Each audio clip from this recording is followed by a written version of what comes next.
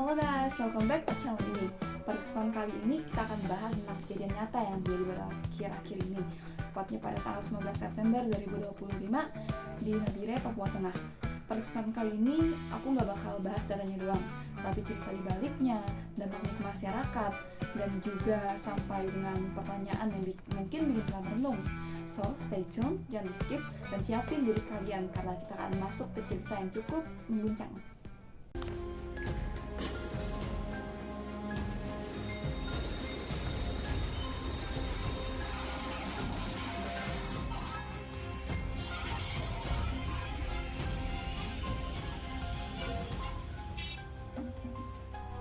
Oke guys, bayangkan malam di Nabire. Waktu itu pukul 03.19 WIT. Kota sunyi, banyak orang yang sedang tidur lelap. Tiba-tiba bumi berguncang keras. Guncangan berlangsung cukup lama, sekitar 10-15 detik. Gentarannya memang sebentar, tapi bagi orang yang merasakannya, waktu itu terasa sangatlah panjang. BMKG mencatat gempa ini sekitar berkekuatan 6,6 magnitudo dan dengan kedalaman sekitar 24 km. Jenis gempa ini disebut dangkal sehingga getarannya terasa lebih kuat di permukaan. Untungnya BMKG juga cepat mengumumkan gempa ini tidak berpotensi menyebabkan tsunami. Tapi walaupun tanpa tsunami, bayangkan paniknya orang-orang yang terbangun tengah malam, rumah mereka bergetar, lampu padam, kaca bergetar, bahkan ada yang roboh. Jadi seorang warga bernama Markus bercerita, saya langsung menurunkan anak-anak. Kami tidak sempat mengambil apa-apa dan dengan hanya doa di kepala berharap rumah nggak roboh. Dan juga ada kisah dari sebuah ibu rumah tangga yang bilang begini, saya dengar suara genteng jatuh, kaca pecah, dan yang saya pikirkan hanya bagaimana cara menyelamatkan anak-anak. Dalam kondisi yang gelap, orang-orang berlari berhamburan, ada yang ke jalanan terbuka, ke lapangan, dan bahkan ada yang ke dataran yang lebih tinggi karena takut ada tsunami, meskipun belum ada informasi lebih lanjut. Oke guys, gempa ini membuat beberapa bangunan rusak seperti jembatan Siliwangi amblas, bandara Dau Aturure Nabire, kaca jendelanya pecah dan plafon kantornya rusak. Kantor Bupati Nabire, plafonnya runtuh sebagian dan banyak juga rumah warga yang mengalami retakan. Beberapa fasilitas listrik dan komunikasi juga sempat terganggu. Bayangkan di tengah kemanikan itu, orang-orang tidak bisa menghubungi keluarga mereka sendiri. Meski begitu, laporan awal menyebutkan tidak ada korban jiwa, tapi trauma yang jelas masih terasa. Setelah gempa utama, situasinya ternyata belum selesai. Dalam beberapa jam dan hari berikutnya, tercatat ada lebih dari 80 gempa susulan. Ada yang kecil, ada yang cukup terasa, bahkan sampai magnitudo 5 lebih. Setiap kali ada getaran, orang-orang kembali panik, berlari keluar rumah. Bisa dibayangkan tidur jadi sulit. Anak-anak menangis, orang tua tak bisa istirahat. Ada warga yang bilang, kami lebih memilih tidur di luar rumah di tenda darurat daripada ambil resiko di dalam rumah. Kalau kita lihat sejarah, Nabire memang daerah yang rawan gempa. Tahun 2004, gempa bumi yang besar pernah mengguncang Nabire juga dengan magnitudo 7,1.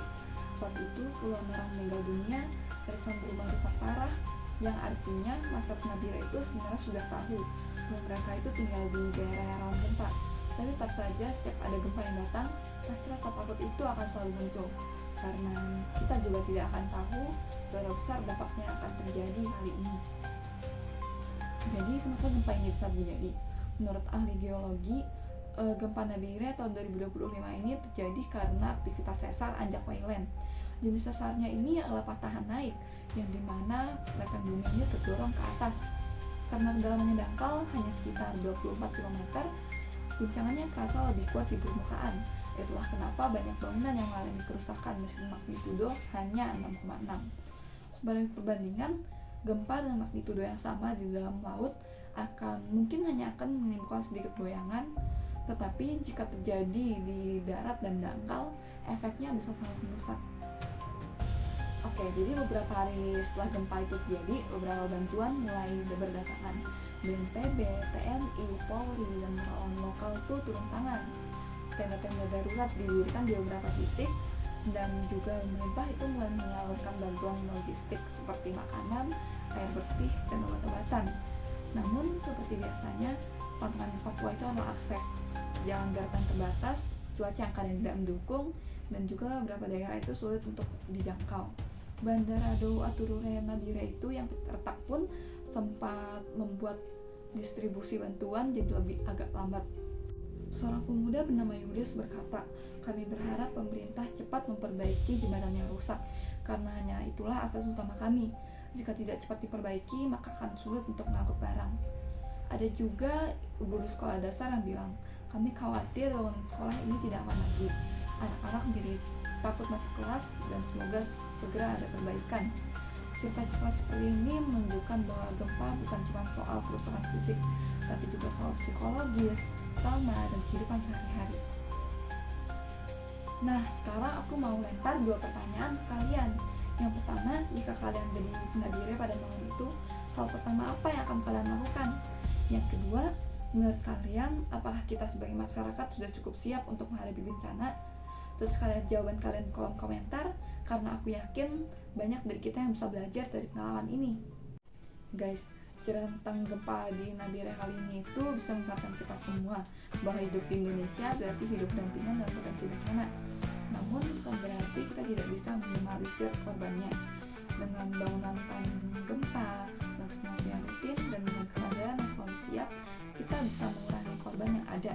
Dan yang paling penting itu solidaritas.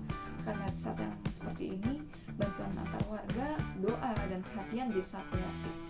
Kita bantu doakan semoga masyarakat Nabire itu cepat pulih, traumanya bisa mereda, dan kerusakan bisa segera diperbaiki.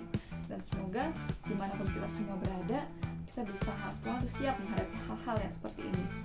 Jadi tanpa sadari kita sudah sampai di ujung video.